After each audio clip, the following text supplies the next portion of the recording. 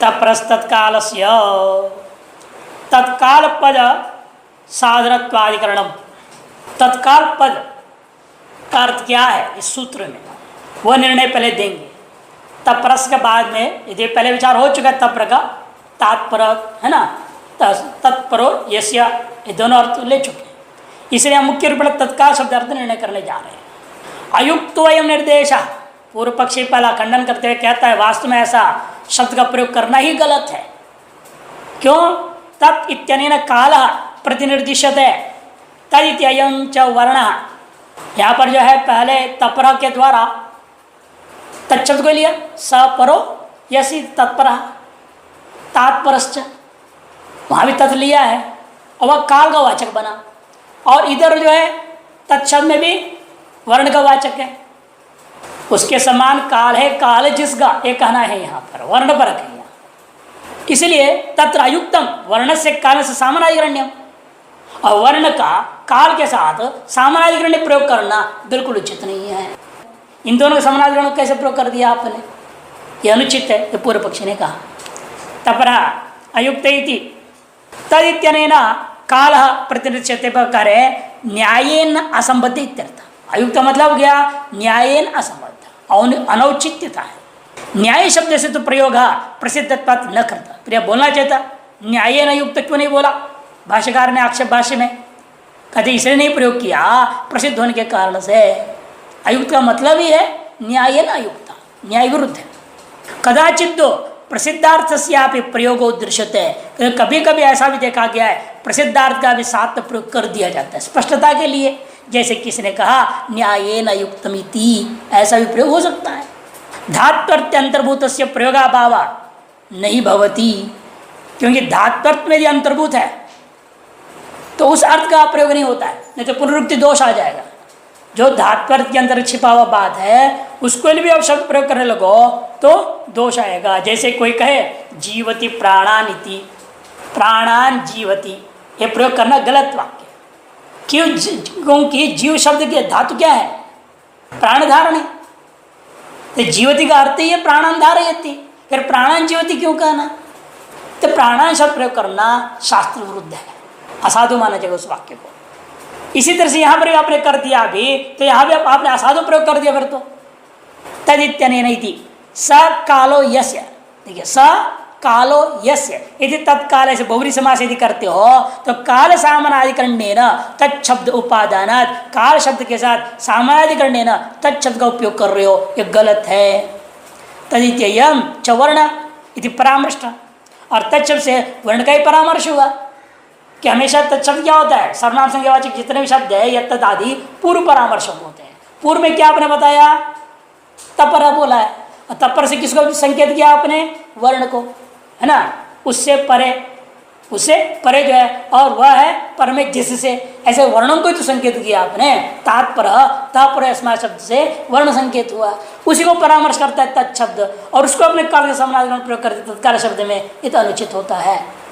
तपर शब्द वाच्य से अर्थ से तत्शब्द न परामर्शात, स्पष्ट कर दिया प्रदीप ने कि तपर शब्द के वाच्य अर्थ क्या है? तत्शब्द से परामर्श किया जा रहा है। वर्णवाचिन तत्शब्द से इत्यर्थ, क्योंकि तत्शब्द वहाँ वर्ण में ही प्रयोग हुआ है। काले नीति कालवाचिना, कालो ही प्रसिद्ध परिमाण क्रिया अप्रसिद्ध परिमाण से क्रियांतर से परिच्छेदिका। और काल क्या है? प्रसिद्ध परिमाण क्रिया, क्रिया कैसी है? अप्रसिद्ध परिमाण से क्रियांतर से परिच्छेदिका, क्रियांतर का परिच्छेद करने वाली होती है। क्रिया दूसरी क्रिया का परिच्छेद करने वाली होती है। यथा दिवसम अधीत इति, दिवस शब्देन उदयादि रस्तमयांत आदित्य गति प्रबंध उच्चते, कि दिवस शब्द का क्या है?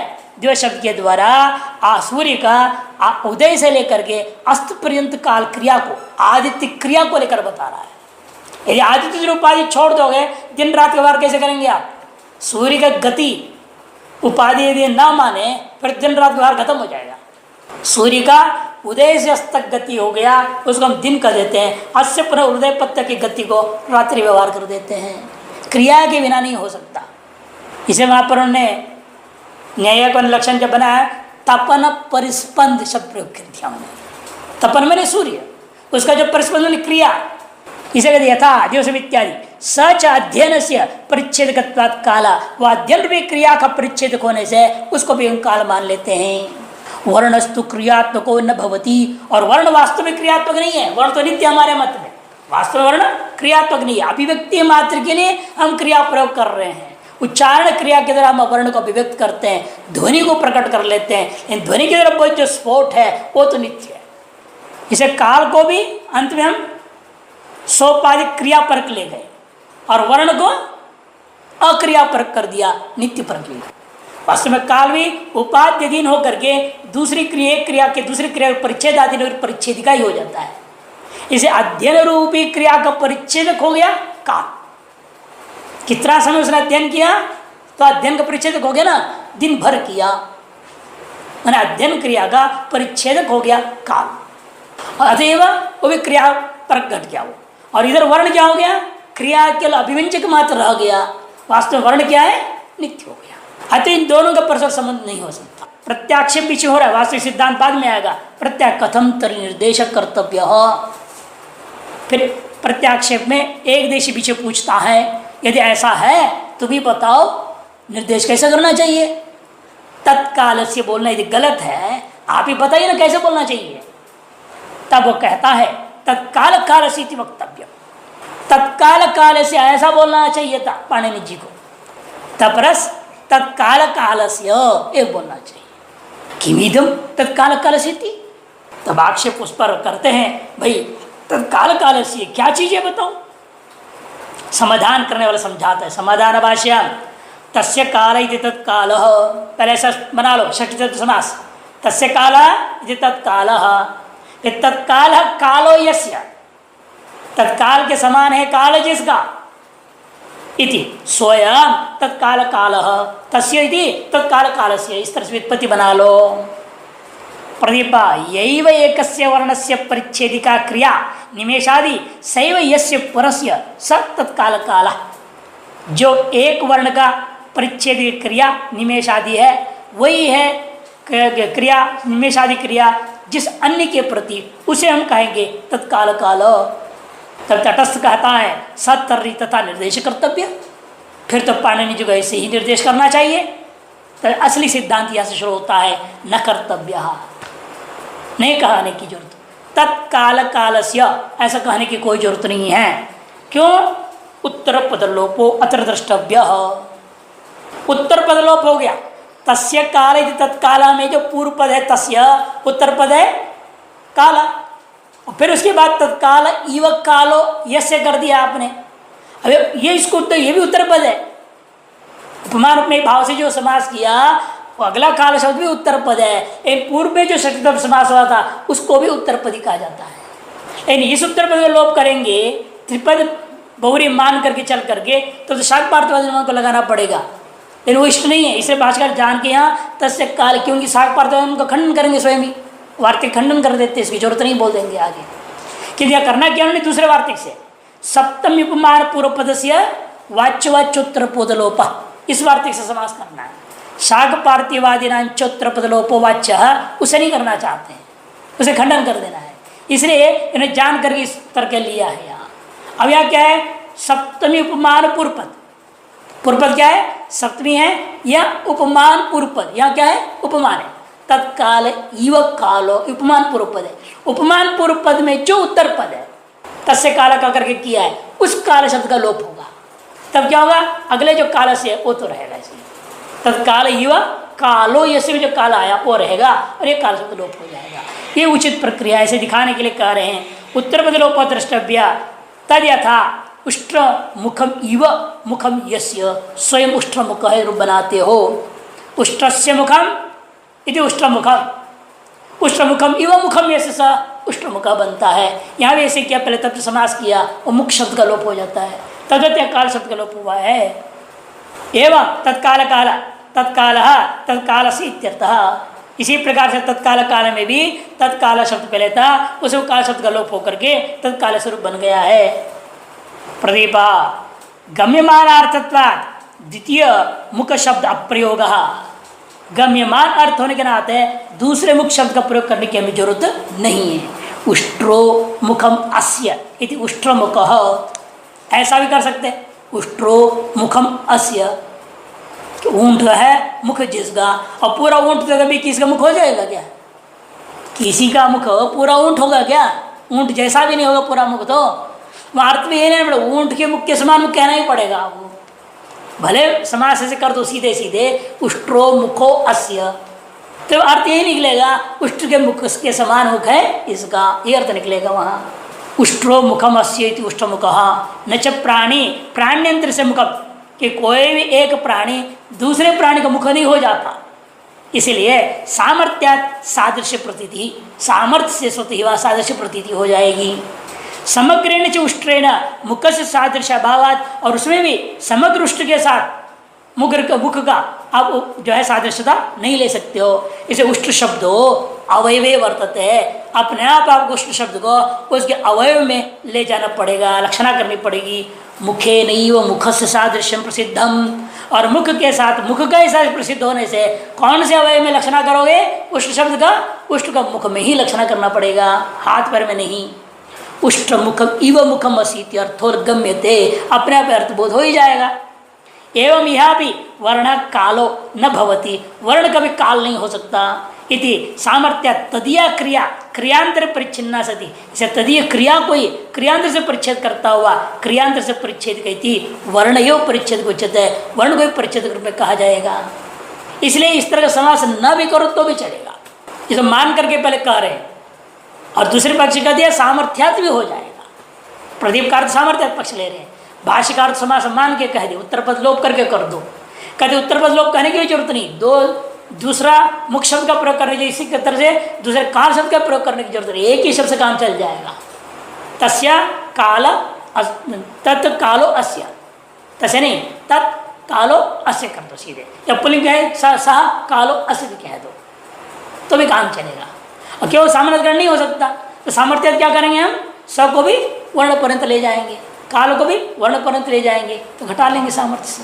अथवा दूसरी तरीका भी है घटाने की, साहचर्यात् ताच्छब्दम ताच्छब्द्यम भविष्यति, साहचर्य से ही तच्छब्द परक हो जाएगा वो।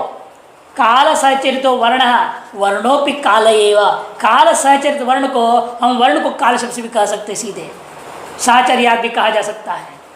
क्योंकि जैसा वालों के व्यवहार में होता है ना, साहचर्यात का दृष्टांत क्या है? 4 प्रकार से बताया भाष्यकार ने पुम योगादाख्यायम सूत्र में, 4 दिया उन्होंने। उन्होंने कहा चतुर्भि प्रकारे अतस्मिन् स इत्येतद् भवति, अतत् में भी तत् का प्रयोग हो सकता है, समनाधिकरण प्रयोग हो जाएगा 4 स्थिति में। तात्स्यात्, ताद्धर्म्यात्, तत्सामीप्यात्, तत्साहचर्यात्, 4 तरीका है। या तो उसी में स्थित है, जैसे सुकेशी रथ्य, यहाँ रोड कैसा है? पूरे बालों से बिखर के बड़ा सुंदर अलंकृत हो गया है, वहाँ पर क्या है? बाल कभी हो सकते हैं उनके साथ, लेकिन व्यवहार हो जाता है।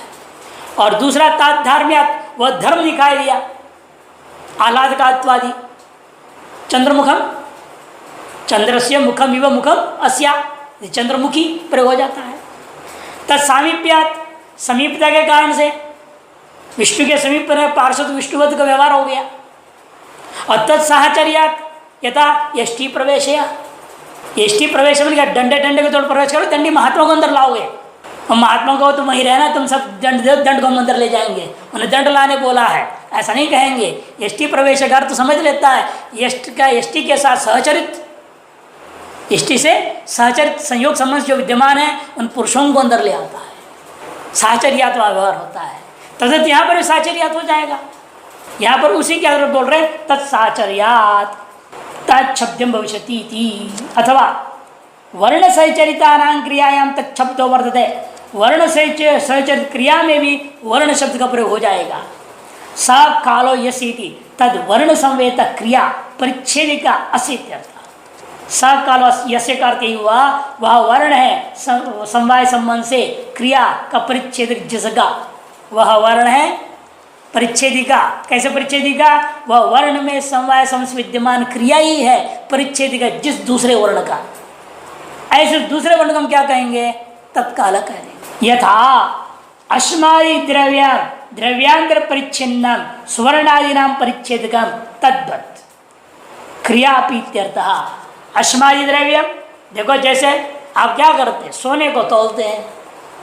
किससे तौलेंगे सोने को? सोने से तौलेंगे क्या? जब बाट होते ना, बाट बोलते ना, वेट, वो क्या होता है? तो लोहे का होगा या इसका होता है तांबे का होता है, या आजकल एल्यूमिनियम के भी बनाते हैं बहुत महंगी, जिसके लिए सोनार वगैरह, उससे वजन करते हैं ना। वजन हमने किसे विजाति किया ना, समझ जाती कहाँ है वहाँ। लेकिन कहेंगे नहीं, ये 10 ग्राम का बाट है, इससे नपा हुआ सोना भी 10 ग्राम है। सिर्फ बाट किसी भी द्रव्य का बना हुआ होगा, उसे कोई फर्क नहीं पड़ता है। ये कह रहे हैं जैसे वहां देखते हो अश्मादि द्रव्यम, अश्व पहले पत्थर आदि रख देते थे, तो आप अश्मादियों को भी बाट पहले बना लेते थे। पहले तो क्या ये जो होते थे ना कोड़िया, उससे भी नापते थे। कोई भी चीज़ लिया उसे अपने नाप लिया, मान लिया उसको। अब शेर भी क्या बनाते, एक लकड़ी के इतना नबा, इतना लंबा, इतना गोल हो तो उसको एक शेर कह दिया, आप मान लिए। अब उसे आप नापे जा रहे हैं, 1 शेर, 2 शेर, 3 शेर। सूप भी है, सूप के अलग अलग साइज के होते हैं, 1 सूप 2 सूप गिना जाता था। लेकिन मान्यता से काम चल जाता है, परिच्छेदन में व्यवहार चल जाता है। इस तरह से यहाँ पर भी कार्य देखो, यहाँ भी व्यवहार मात्र के लिए उस वर्ण के समान यह वर्ण को बताने के लिए तत्काल शब्द का प्रयोग करने में कोई आपत्ति, समानार्थक का प्रयोग करने में आपत्ति नहीं है। तद्वत् क्रिया प्रीत्यर्थः, ये क्रिया परिच्छेदकत्वम सापेक्षम, कि हमेशा क्रिया में परिच्छेद का जो सापेक्ष हुआ करता है, और स्वतः कभी परिच्छेद नहीं होता। इस प्रकार से तत्काल शब्द की व्याख्या पूरी हो गई। अब कहते हैं विध्यर्थत्व निर्णय, ये सूत्र विधि है या परिभाषा है? तप्रसत काल से सूत्र विधि सूत्र है या परिभाषा सूत्र है? ये तत्काल की संज्ञा ही कर दे रहा है। कदे विद्यर्थ है वास्तव में। किम प्रणितम नियमार्थम आवश्यक प्रापकम, नियमार्थम मैंने परिभाषा सूत्र, अनियमी नियम कारण भाषा परिभाषा, अतः प्रापक मैंने विध्यर्थम, विधि है। ये बीच में एक देशी कहता है कथंच नियमार्थम से कथम आ गया, अरे क्या फर्क पड़ता है, इसको परिभाषा मान लो चाहे विधि मान लो, क्या अंतर पड़ने वाला है? तब पूर्व पक्ष कहते ऐसे मत कहो, यदि अत्र अणुग्रहण अनुवर्तते है ततो नियमार्थम अथ निवृत्तम तथा प्रापकम स्यात्। यदि अणुति सवर्णचा प्रत्यय सूत्र जो पूर्व सूत्र से अणु को इसमें अनुवृत्ति कर लोगे, तपरा अण छेद तत्काल से, ये अण को तपर करेंगे तो वो तत्काल का बोध करेगा, और अण से भिन्न यदि है वह तपर का बोध नहीं होगा, तत्काल का बोध नहीं होगा। तो कई जगह गड़बड़ हो जाएगा ना फिर नियम पक्ष में, ऐसा करोगे तो। ऋतवुत है ना, ऋतवुत सूत्र क्या कहता है? ह्रस्व कारण तो करेगा, वो अण से बाहर है ना। अण को हम अनुवृत्ति करेंगे, वो अण जब अनुवृत्ति हो जाएगी, अण कहाँ तक लेंगे हम? अण पूर्ण नकार तक लेंगे ना, क्योंकि आपने नियम बना दिया अणुति सर्वचा प्रत्यय सूत्र में ही अण पर्णकारक है, अन्यत्र कहीं भी अण होगा वो पूर्णकारक है। इस जैसे तप्रसत कालस्य में अण अनुवृत्ति आएगा, इस सूत्र में आते अण कहाँ हो जाएगा? पूर्णकारक हो जाएगा, पर्णकार बोध नहीं करेगा। तो आयु में यदि तपर होगा वो समकाल का बोध कराएंगे, उसे आगे वाले समकाल बोध नहीं कराएंगे, आपत्ति हो जाएगी परिभाषा पक्ष में कि अण की अनुवृत्ति करने पर ही परिभाषा बनेगा, अनुवृत्ति नहीं करे तो परिभाषा नहीं, सामान्य होगा ना फिर तो। इसे कहते हैं यदि आप अणु की अनुवृत्ति करेंगे तब तो नियमार्थ होगा, परिभाषा सूत्र हो जाएगा, फिर तो कई जगह आपत्ति आएंगे। और अणु की अनुवृत्ति नहीं मानोगे अतः निवृत्तन चेत तथा प्रापगम से फिर तो विधि सूत्र हो जाएगा।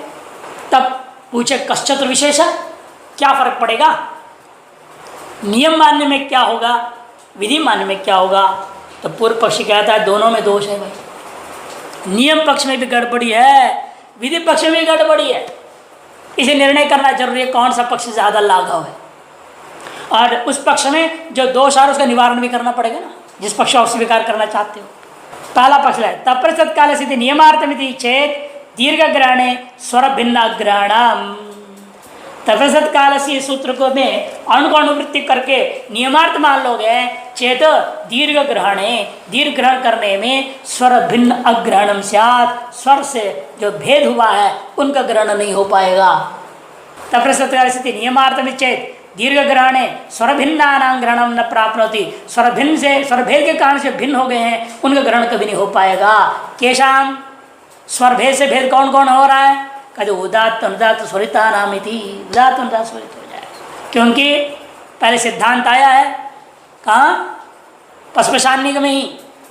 क्या कहा था वहाँ पर, भेद का उदात्तादय, भेद का उदात्तादय कहा है पहले उन्होंने पस्पशान्निक में पृष्ठ संख्या 170 में, भेद का त्वात्व स्वरस्य, वहाँ इस तरह से भाष्यकार कहा है।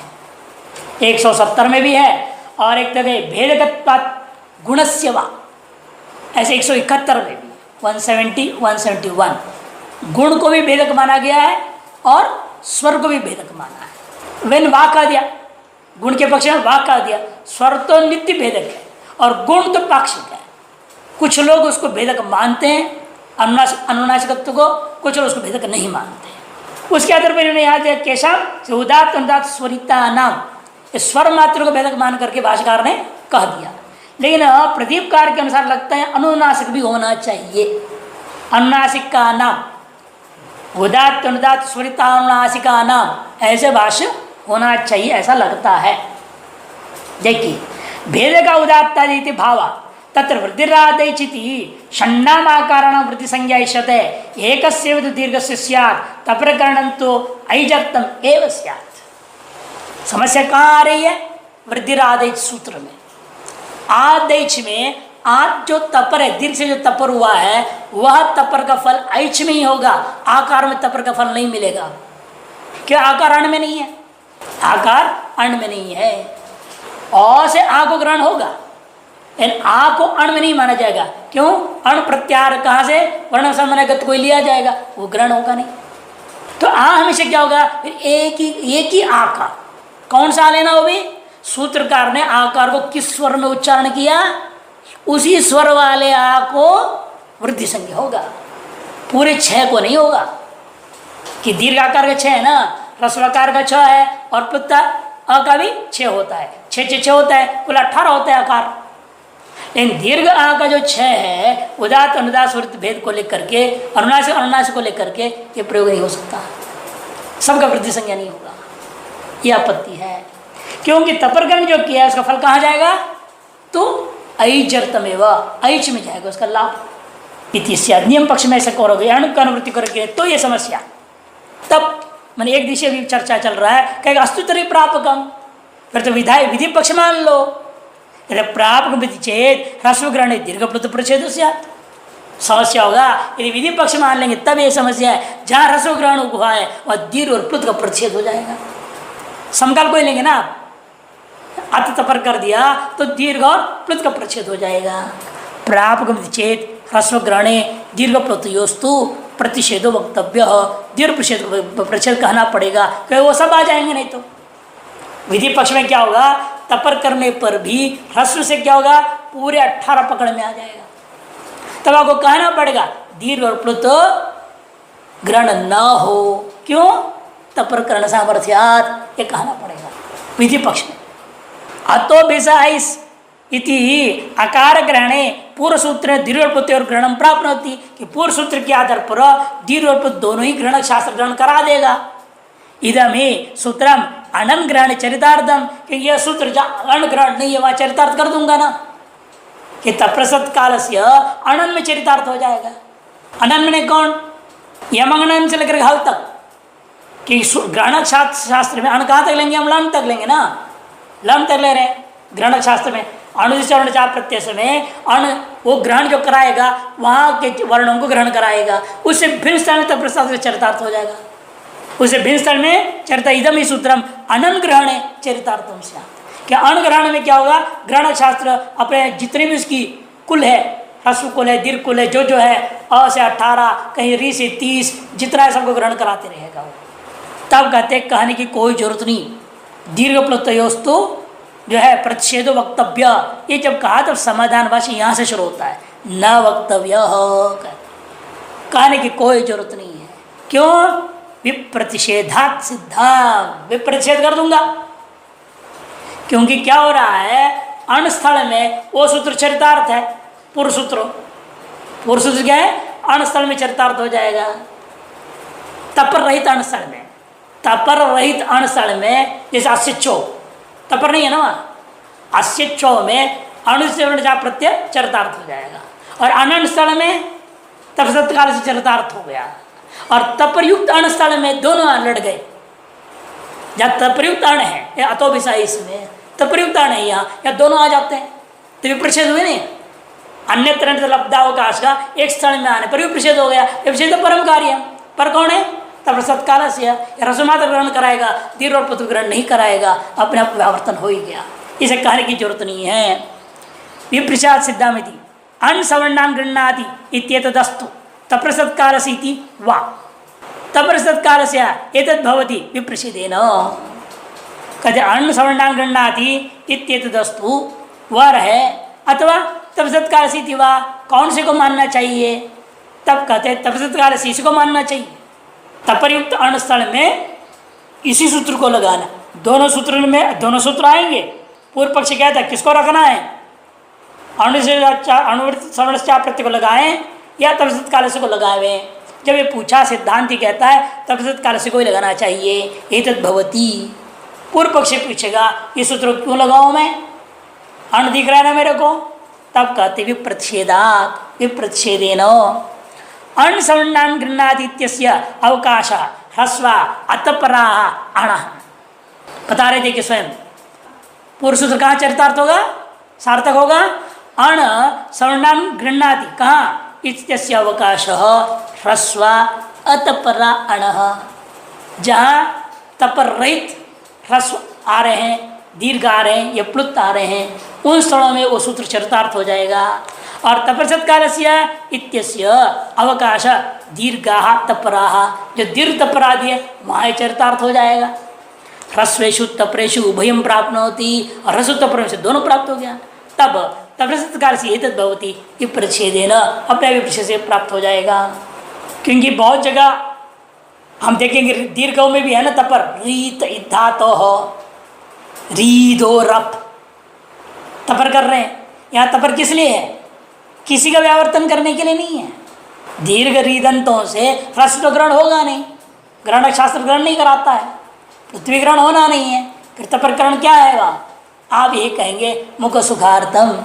इसलिए कहते हैं कि मुख सुखार्थ से तपर से दर्शनार्थ। ये भी देखा गया समकाल का ही बोध करने के लिए तपर होता है, कोई जरूरी नहीं है। इसलिए स्पष्ट करना है। अभी स्फोट से एकत्व निरूपणाधिकरण आरंभ करते इसलिए विधि पक्ष ले लिया, दोष निवारण भी हो गया। ये प्रच्छेद करने से ह्रस्व तपर करने पर दीर्घ ग्रहण नहीं कराएगा अनुत्सवर्ण प्रत्यय कि विप्रच्छेद से तपरसत काल से मात्र प्रवृत्त होता है। अस्फोट एकत्व बहुत महत्वपूर्ण है। हो रहा विचार स्फोट अनेक है कि एक है, तब कहेंगे औपाधिक अनेक है, वास्तव में स्फोट एक है कि शब्द नित्य है और वो एक है। यदि एवं भाष्यकार या उठा रहे यदि एवं फिर तो द्रुतायाम तप्रकरणे मध्यम विलंबित और उपसंख्यान काल भेदात, यदि द्रुतों में भी तप्रकरण कर दिया जाए फिर मध्यम और विलंब को ग्रहण नहीं हो पाएगा तो उनको उपसंख्यान करना पड़ जाएगा, क्योंकि काल भेद होने से उनका ग्रहण नहीं होगा। ये पूर्व पक्ष है, आशंका आक्षेपार्थिक है। द्रुतायाम तप्रकरणे मध्यम विलंबित और उपसंख्यान कर्तव्य तथा मध्यमायाम तप्रकरणे द्रुत विलंबित और उपसंख्यानम तथा विलंबितायाम जो है तप्रकरणे द्रुत मध्यम और उपसंख्यानम। ऐसे कहना पड़ जाएगा कि द्रुत में आप ये तपरण करोगे समकाल ग्रहण करेगा तो मध्यम ग्रहण होगा नहीं। इसी प्रकार से विपरीत मध्यम में करोगे तो द्रुत ग्रहण नहीं होगा, विलंबित ग्रहण नहीं होगा। विलंबित में तपर करोगे तो द्रुत और मध्यम ग्रहण नहीं होगा, ये आपत्ति आएगा, तपर ग्रहण करने से समस्या होगी। ये कहते किम पुनः कारणम न सिद्ध्यति, क्या कारण है वे ग्रहण नहीं हो पाएंगे? कहते काल भेदात। पूर्व पक्ष का मानना है द्रुत मध्यम और विलंबित में काल भेद है, इन वास्तव में काल भेद नहीं है, ये कहेंगे सिद्धांत। आपने अ बोला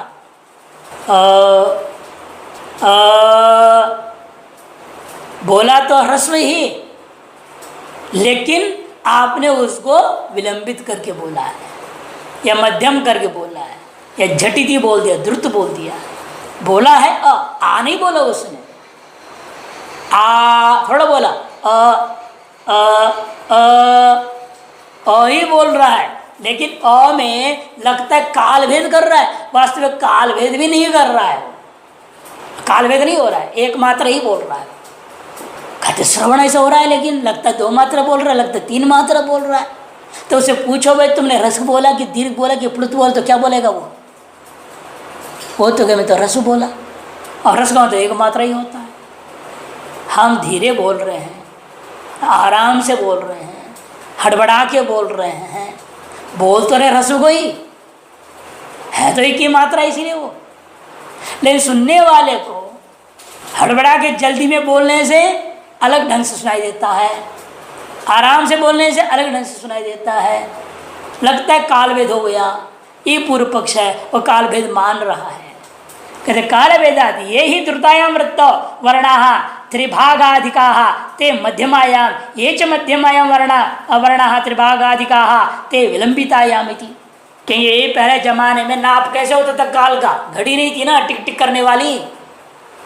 पहले बहुत शुरू में जल था, जल का टपकना ये निश्चय था, घड़े का छेद का जो नाप निश्चय होता था। एक धागा पतला जो सिल्क का धागा होता है ना, सिल्क की धागा जाए उतनी छेद होनी चाहिए, उसमें एक सिल्क का धागा को छोड़ दिया जाए नीचे एक चीज़ बांध करके, और उस धागे के में जितना जल टपकेगा, 1 बूंद टपका 1 क्षण होगा, दूसरा दिन टपकेगा 2 क्षण होगा। काल का नाप पानी का टपकने से निर्णय होता। भास्कराचार्य लीलावती जो लिखे हैं, उनकी बेटी की शादी नहीं हुई इस चक्कर में। वहाँ एक रेत का कण आके फंस गया, अच्छे से पानी नहीं निकला। उन्होंने जब पूरा पानी निकलेगा तब वहाँ पर वरमाला पड़ेगा, मूर्ति निकाल दिया उन्होंने, ऐसे कर दिया। काल का नाप ऐसे होता था। अंधे गए तो पानी वही घड़ा में रह गया, समय पूरा निकल गया, रात हो गया, कहते अब शादी नहीं होगी। 3 बार ऐसे कुछ घटना हुई, तीनों बार ऐसे ही हुआ, तब वहाँ तो निर्णय की तब शादी नहीं करना।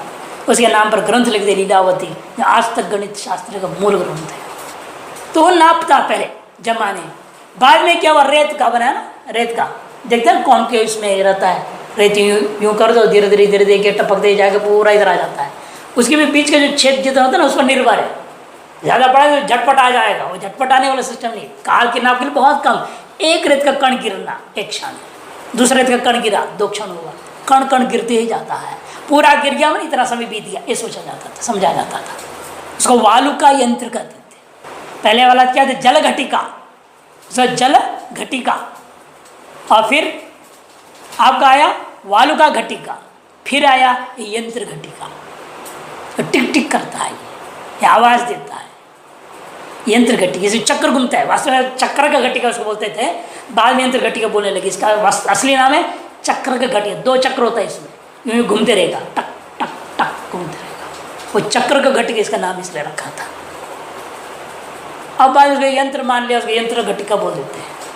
तो वो यहाँ पर दृष्टांत दे रहे थे प्रदीप में, यदि अयम योग तत्कालान प्रतिपादयन भिन्न कालान निवर्तयति, यदि यह सूत्र तत्कालों का विधान करते हुए भिन्न काल में व्यावर्तन कर देता है, फिर तो त्रिभागादिका इति धृतम श्लोकम ऋचम इवा उच्चारयति वक्तरी नाड़िकाया यस्या नव पानीय फलानि स्रवंती तस्या एव, देखिए नव पानीय फलानि स्रवंती, जल घटिका है, 9 बूंद गिर रहा, उतने में उसने 1 श्लोक पाठ कर दिया फटाक से। ये द्रुत गति कहा जाता था। 9 पानी के बूंद गिरने पर 1 श्लोक का पाठ कर दिया। 1 ऋचा का पाठ करना द्रुत गति। उसके 3 भाग जोड़ो, अभी 12 बूंद गिरने में पाठ करेगा तो मध्यम गति। तो 9 12 विलंबित मृत्यु 16, 12 का 1 क्या है 4, 12 और 4 16, 9 का 1 3 हो गया है ना, 9 3 जोड़ा 12, 12 का 1 4 है, 12 4 16, हो गए विलंबित कहा जाता है। 16 जो है बूंद गिरने में उस ऋचा का पाठ किया, मैंने विलंबित पाठ हो गया। ये पहले जमाने की गिनती थी। इधर स्रवंती तस्या मध्यमाया मृतो 12 फलानि स्रवंती नवाना विभागास 3 फलानि के 9 विभाग का एक तीसरा भाग क्या हो गया 3, 9 और 3 जोड़ा तद अधिकानि 9 इति 12 संपद्यन्ते। फिर विलंबिताया मृतो 16 फलानि स्रवंती, विलंबित वृत्ति में तो 16 फल होते हैं। ये पहले जल घटिका के आधार पर इन्होंने कह दिया। अब ये काल भेदी माना ना उन्होंने, उन्होंने इसको काल भेद माना। वो श्लोक जो मैंने सुना है याज्ञवल्क्य शिक्षा का, वो दूसरे शब्द में यहाँ देखो उद्योग दिया है, अभ्यासार्थे द्रुतावृत्ति प्रयोगार्थे तु मध्यमा शिष्याणाम उपदेशार्थम वृत्तिरिष्ठा विलंबिता। उन्हें द्वितीयांत लिया था, अभ्यासार्थे द्रुताम वृत्तिम ऐसे लिया था द्वितीयांत, सब प्रथमा ले लिया, इतना अंतर है केवल। समाधान वार्ते कहते नहीं भाई, सिद्धंतो वसिता वर्णा वक्तुश्चिराचिर वचनाद वृत्तियो विशिष्यंत है।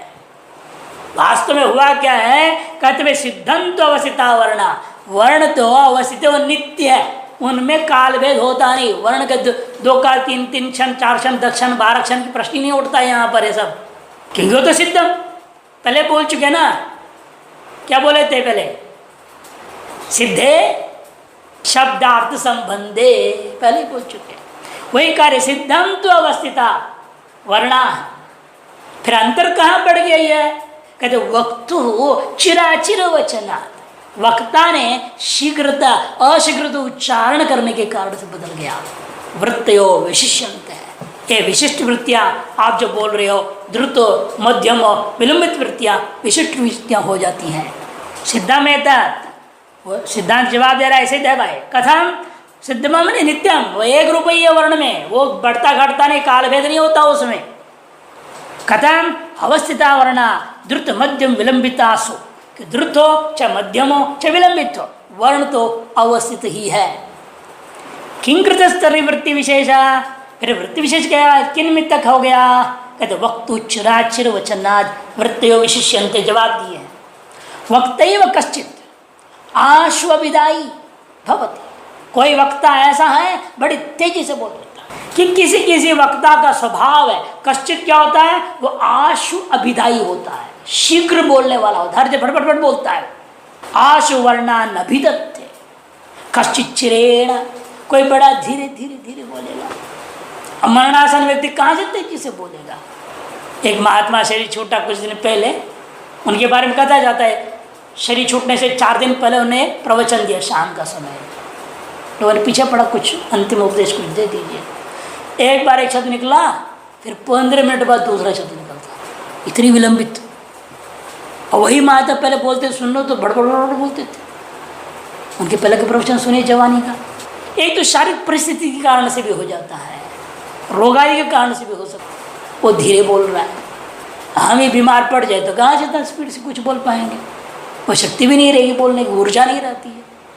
इसे अनेक कारणों के कारण से कश्चित चिरेण कश्चित चिरतरेण कश्चित चिरतमेन तद यथा तमेव अध्वान, दृष्टांत समझा रहे। जैसे मार्ग तो उतनी है ना, यहाँ से बद्रीनाथ 300 किलोमीटर रही है, लेकिन पैदल चलने वाला 15 दिन लगाएगा, कार में जाएगा 12 घंटे लगाएगा, सरकारी बस में जाएगा 16 घंटा लगेगा, हेलीकॉप्टर से जाएगा 4 घंटा लगेगा। फर्क है ना, कि उसके सड़क बदल गया क्या, वो जो दूरी है वो बदल जाता है क्या, कम हो जाता है, बेसी हो जाता है, बढ़ जाता है, घट जाता है, नहीं उतना ही है। लेकिन आपके साधन पर निर्भर है कि इसको कितना समय लग रहा है। दृष्टांत वही ले रहे, इसलिए तमेव अध्वानम कश्चित चिरेण गच्छति कश्चित आशु गच्छति कश्चित चिरतरेण गच्छति। जैसे मार्ग तो उतनी ही है, लेकिन कोई जल्दी पहुंचता है, कोई देरी से पहुंचता है, कोई बहुत आराम से पहुंचता है। और जहाँ जहाँ बढ़िया व्यवस्था में जब वहाँ 4-4 महीना रुक के जाएगा तो साल भर में पहुँच जाएगा बद्रीनाथ। तो लंबाई तो उतनी ही है। जैसे इसलिए दृष्टांत देखिए कैसा दे रही है, रथी का आशु गच्छति आशु से चिरेण गच्छति पदाचित चिरतरेण इति। बल्कि देखिए यहाँ पर क्या है, रथ चलने के लिए जैसा चाहिए कि तो चौड़ा चाहिए सड़क, घोड़े वाला तो वो सड़क पर जाएगा नहीं, इधर जंगल से निकल जाएगा, है कि नहीं। और पैदल चलने वाला पहाड़ चढ़ के पार कर जाएगा, घोड़े तो पूरी रोड मारनी पड़ेगी, पहाड़ चढ़ नहीं पाएगा वो। दृष्टांत देखो ऐसा ही दे रहे ना, ये भी पदाती घोड़ा और रथ, ये दृष्टांत दिया। और एक ही मार्ग से चल रहे कोई जरूरी नहीं, यहाँ 2 देश विशेष की दूरी बराबर मान के व्यवहार होता है। सिद्धम विधि सर्वास वृत्तिशो न वर्णानाम उपचयापचय, कहने का तात्पर्य है, देखो प्रदीप समझा रहे हैं, वर्णों के जो है उपचय और अपचय कभी होता नहीं है, वो तो नित्य है, एक रूप है। वृत्तियों में सर्वास वृत्तिशो वर्णानाम उपचय उपचय न, किंतु क्या यथा गंत्रीणाम आलस्यादि भेदात गति भेदेपि न मार्ग भेद। क्या दृष्टांत में क्या दिया उन्होंने कि जो काल भेद हुआ है, गति भेद हुआ है, वो केवल साधन भेद नहीं, ये कहते आलस्यादि भेद। बढ़िया मिल गया, भंडारा भी चल रहा है, चक्काचक खाने को मिल रहा है, तो वहीं सो रहे वहीं पड़े हैं, तो बद्रीनाथ पहुंचेंगे कब? साल भर बाद तो पहुंचेगा आदमी। आलस्यादि भी कारण बन जाता है, कह देते हैं। समाधान बाधक भाष्य के पूर्व पक्ष कहते ऐसे मत कहिए आप, विषम उपन्यास, आपका उपन्यास विषम है। अधिकरणम अत्र अध्वा व्रजति क्रियाया तत्र अयुक्तम यदि अधिकरण से वृद्धि ह्रासो स्याताम। अरे वहां तो जो अधिकरण है ना, अध्वा मार्ग जो स्थिर है, उससे कोई फर्क नहीं पड़ता है, इसलिए वो दृष्टांत और दाष्टान्त वर्ण है। वर्ण तो एक मात्रा, दो तीन मात्रा आपने कहा भी है, इसे विषम दृष्टांत हो गया। ये अस्थिर है, वो स्थिर है, आपने दृष्टांत कैसे दे रहे हो? कहते हैं वर्णा अधिकरण मात्राध्वा व्रजति क्रियाया तत्र अयुक्तम यद अधिकरण से वृद्धि ह्रास हो जाता, वहाँ अधिकरण की वृद्धि ह्रास नहीं होता, क्रिया में अंतर पड़ रहा है वहाँ केवल। लेकिन यहाँ ऐसा नहीं है। ये पूर्व पक्षी का है प्रतिभा विषमयति, यहाँ थोड़ा अशुद्धि छपी है। वर्णा यह प्रत्न हो गया, यह प्रत्न, यह बाद में नीचे प्रयत्न जाह, प्रयत्न जाह, यह आगे पीछे हो गया। प्रयत्न जाह वर्ण जो है प्रयत्नजन्या तद भेदे वृत्ति भेदात, और प्रयत्न भेद होने से वृत्ति भेद हो गया, तद भिन्न काला एवं, इसे वर्ण भिन्न काल मानना पड़ेगा। अध्वातु व्यवस्थित एवं, अध्वातु व्यवस्थित है, वह हमारा प्रयत्नजन्य है, न गंत्र क्रियाजन्य। मार्ग जो है गंत्र क्रियाजन्य नहीं है, इसलिए दृष्टांत दाष्टान्त भेद हो गया। ऐसे पूर्व पक्ष जब कहा सिद्धांत के नहीं, यहां भी कोई भेद नहीं है वर्ण में, वर्ण भी स्थिर है। एवं तरी स्फोट शब्द, शब्द वास्तव में स्फोटात्मक है, क्रियात्मक नहीं है। न क्रिया उपाधिक वस्तु अगर भेद पैदा नहीं होता उसमें, वो तो स्फोट है। और ये अंतर क्या पड़ा फिर, प्रयत्नजन्य क्या है ये फिर वर्ण? कहते ध्वनि ही शब्द गुण, और ध्वनि क्या है? वो शब्द का गुण है, वो ध्वनि क्रियाजन्य, स्फोट क्रियाजन्य नहीं है। ध्वनि में अंतर पड़ रहा है केवल। पूर्व पक्षी पूछेगा कथा यह व्यवस्था आप कैसे दे रहे हो? कहते भेरियाघातवत, दृष्टांत समझा रहे हैं। भेरियाघातवत, जैसे भेरी पर आप हल्का क्यों डंडा मारिए तो क्या होगा? कितना दूर तक जाएगा उसका आवाज़? थोड़ा जोर से मारिए और दूर तक जाएगा, दूर से मारिए तो बहुत दूर तक जाएगा। वह कौन फर्क पड़ा? भेरी का शब्द में फर्क पड़ा या आपके आघात की गति में फर्क पड़ा? उतने दूर में रहने वाला भी यही कहेगा भेरी का आवाज़ है, वहाँ जोर से करा तो भी भेरी का आवाज़ ही बोलेगा, सभी भेरी का शब्द ही बोलेंगे। यह अंतर आपका प्रयत्न से शब्द के कारण में अंतर नहीं पड़ा, आघात में अंतर पड़ता है। भेरियाघातवत कहते था, भेरियाघातो भेरी आहत्य कश्चित 20 पदानि गच्छति, कश्चित 30, कश्चित 40। भेरी पर जो आघात किया, भेरी आहत्य, भेरी के आघात के अनंतर कश्चित 20 पदानि, 20 कदम दूर तक सुनाई देता है, कभी 30 कदम दूर तक, कभी 40 कदम दूर तक सुनाई देगा। और आजकल तो माइक लगा बजा देंगे तो 1 किलोमीटर तक सुनाई देगा। माइक चलाते ना आजकल, नगाड़ा भी कौन बजा रहा है? मशीन से चलता है। जब अब देखा होगा आरती घंटा वंटा सब उसमें होता है, मशीन से चलता है, कोई आदमी की जरूरत ही नहीं। कसी तत्व स्फोट तो तावा नहीं होती, लेकिन स्फोट तो उतना ही है, उससे कोई फर्क नहीं पड़ा। फर्क किसमें पड़ा? ध्वनि कृता वृद्धि ह्रास, ध्वनि कृति वृद्धि ह्रास होता है। वर्णन कर रहे श्लोक से बोल रहे, ध्वनि स्फोटश्च शब्दानां ध्वनिस्तु खलु लक्ष्यते अल्पो महाश्च केशांचिद उभयम तत्स्वभावतः। शब्दों का 2 रूप है भाई, एक ध्वनि दूसरा स्फोट। स्फोट में कोई अंतर नहीं पड़ता, इन ध्वनिस्तु खलु लक्ष्यते, ध्वनि में भेद लक्षित होता है। कहीं अल्प होता है, कहीं महान होता है। केशचित उभयम तत्स्वभावतः, कहीं उभय रूप से आप अनुभव करते हो कि उसका स्वभाव ही ऐसा है ध्वनि का। इस तरह से तत्पर सत्कार से भाष्य विचार पूरा होता है। प्रदीप व्यक्ति स्फोट अत्र विवक्षिता, विवक्षित क्या है? व्यक्ति स्फोट की बात कह रहे हैं। साच नित्य अनित्य है, इसके संबंध में पूर्व विचार हो चुका है। एनोच्चारित्येन इत्यत्र पस्पशयाम विचारितम इति तव ततएव बोद्धव्यम, वही विस्तार पर देख लेना कह दिया प्रदीपकार ने। पृष्ठ संख्या 17 में आया था, 17 पेज नंबर 17। शब्द गुण यदि शब्दस्य गुणः उपरंचक व्यंजकत्वेन इत्यर्थ। तयथा घटः पुनः पुनर्दृश्यमानोपि न भेदम अवलंबते, जैसे घट है बार बार देखे जाने पर भी भेद को प्राप्त नहीं करता। तथा विलंबितायाम वृत्तौ आकार एवं पुनः पुनरुपलभ्यते, इसी पर वृत्ति में विलंबित वृत्ति भी क्यों न हो, लेकिन आकार ही आपको बार बार उपलब्ध हो रहा है। यदि वृत्ति भेदे अपनी वर्ण से भेदो न क्रियते, वृत्ति भेदों में वर्ण का भेद ग्रहण नहीं होता। यदि सर्ववृत्तिशो तत्कालत्वमेव, सकल वृत्तियों में समान काल ही रह जाता है। ह्रस्वतो स्वतयो भिन्ना भिन्नेर्ध्वनि विज्यंते इति तेषाम काल भेद। लेकिन ह्रस्व में क्या हो रहा है? वह स्वतः ही भिन्न हो गया। कैसे? वह भी भिन्नेर्ध्वनि विज्यंते, भिन्न ध्वनियों से विभक्त होने के कारण से उनका काल भेद माना जाता है। भेर्याघात इति भेरीम आहंती थी, भेर्याघात उपलब्धि सामान्य दृष्टांत, केवल ज्ञान सामान्य की उपलब्धि में ज्ञानानुभूति की सामान्यता को लेकर के, समानता को लेकर के दृष्टांत दिया गया है। यथा प्रयत्न वशाद उत्पन्नो भेरी शब्द कश्चित अल्पकाल में उपलब्ध है, जैसे प्रयत्न वशाद उत्पन्न जो भेरी शब्द है कहीं अल्पकाल से उपलब्ध होता है। कश्चित चिराम कश्चित चिरतरम इति एवं वृत्तिशो उपलब्धि नाम काल भेद, वृत्ति में भी उपलब्धियों में काल भेद हो गया।